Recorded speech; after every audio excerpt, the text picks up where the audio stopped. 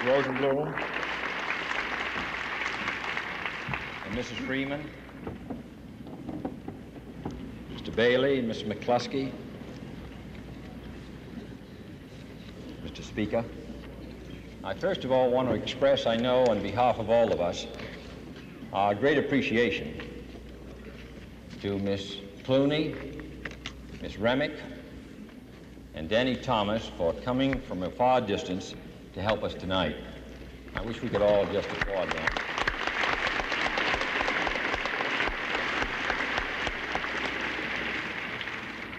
I want to also express my appreciation to President Truman. I must say it is nice to have a former president who speaks well of you, and we're glad to have him here tonight.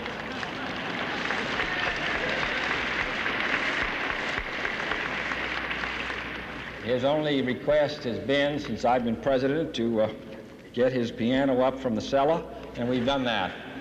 And we're going to run on it. And I also want to express my appreciation and the appreciation of us all to the Vice President for his tribute to Speaker Rabin. I must say that the merger of Boston and Austin, as he said today, was really the last merger that the Attorney General has allowed, but it's been one of the most successful. And as a loyal and faithful friend, I think that we've worked together better than any president and vice presidential team in history, at least since Roosevelt and Truman.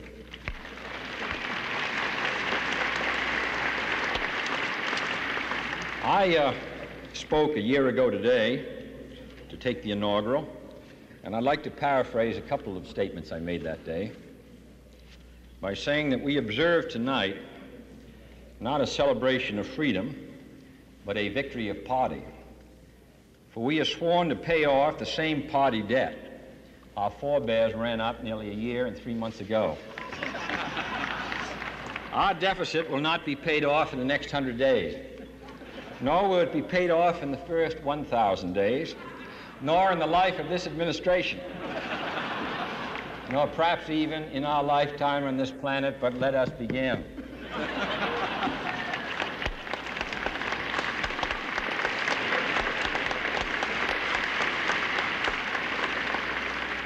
Remembering that generosity is not a sign of weakness, and that ambassadors are always subject to Senate confirmation.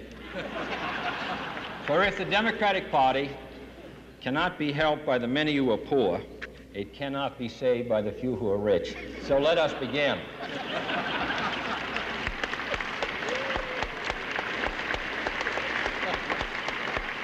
I want to express our thanks to all of you for helping. What we are attempting to do tonight is to lay the groundwork for the congressional campaigns of 1962.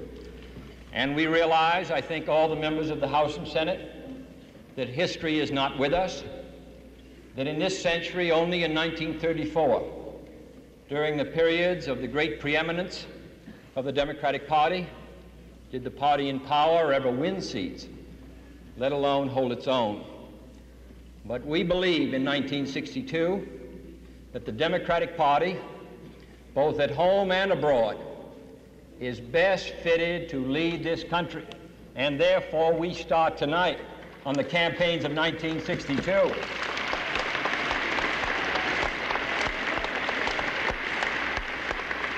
This is, though we like to think of ourselves as a young country, this is the oldest republic in the world. When the United States was founded, there was a king in France and a czar in Russia and an emperor in Peking. They have all been wiped away, but the United States has still survived.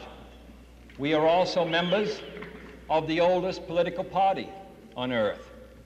And it is a source of satisfaction to me that when we attempt in this administration to rebuild our ties with Latin America, to strengthen our alliance for progress, we trod in the same steps that Franklin Roosevelt trod in nearly 25 or 30 years ago. And when we attempt this year to build more closely the Atlantic community We trod in the same steps that President Truman trod in nearly 14 years ago when he developed the Marshall Plan and NATO.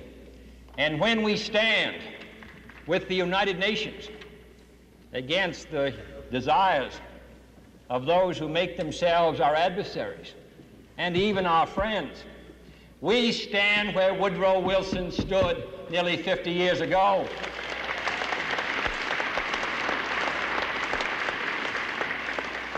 And when we make a great national effort to make sure that free men are not second in space, we move in the same direction that Thomas Jefferson moved in when he sent Lewis and Clark to the far reaches of this country during his term of office. I am proud to be a Democrat, and in my opinion, in November of 1962, any member of the House, the Senate, the state legislature, and the governor can stand with pride on the record of the Democratic Party.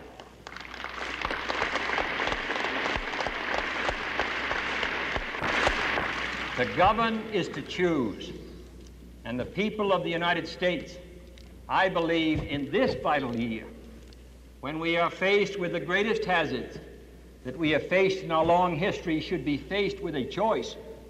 I do not believe there is room in the United States for two parties who believe in lying at anchor. The role of the Democratic Party, the reason it has outlived the Federal Party, the Whig Party, and now holds responsibility in the executive branch and the House and the Senate after this long history, has been because it has believed in moving out, in moving ahead, in starting on new areas and bringing new programs here and abroad. That's the function of our party. We have no other function. And I believe in 1962 the Democratic Party should run as it has run in the past, as a progressive party, ready to defend its record, ready to recognize that in a changing and vital world, that our party must move with it. So we come tonight in the beginning of a long campaign, and we ask your help, because what we start tonight, we believe can be finished in November.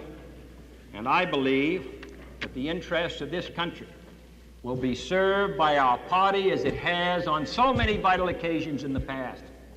And the fire from our effort can light the world. Thank you.